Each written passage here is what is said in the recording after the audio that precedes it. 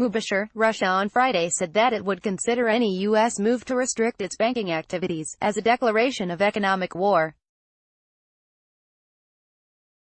I would not like to comment on talks about future sanctions, but I can say one thing: if some ban on banks' operations or on their use of one or another currency follows, it would be possible to clearly call it a declaration of economic war, Russian Prime Minister Dmitry Medvedev said.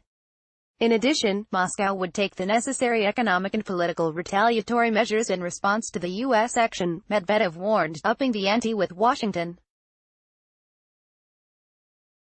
On Wednesday, the U.S. State Department announced new sanctions against Russia that would be imposed by the end of the month, after establishing that the Kremlin used a nerve poison against a former Russian double agent Sergei Skripal and his daughter in the UK.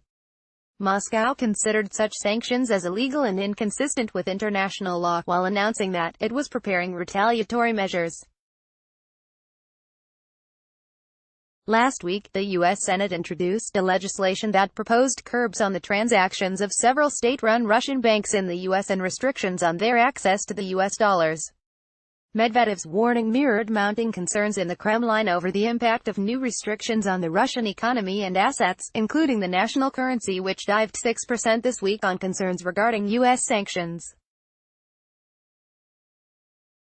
In the same vein, Russian President Vladimir Putin discussed on Friday what was deemed by Moscow as possible new unfriendly steps by Washington with his Security Council.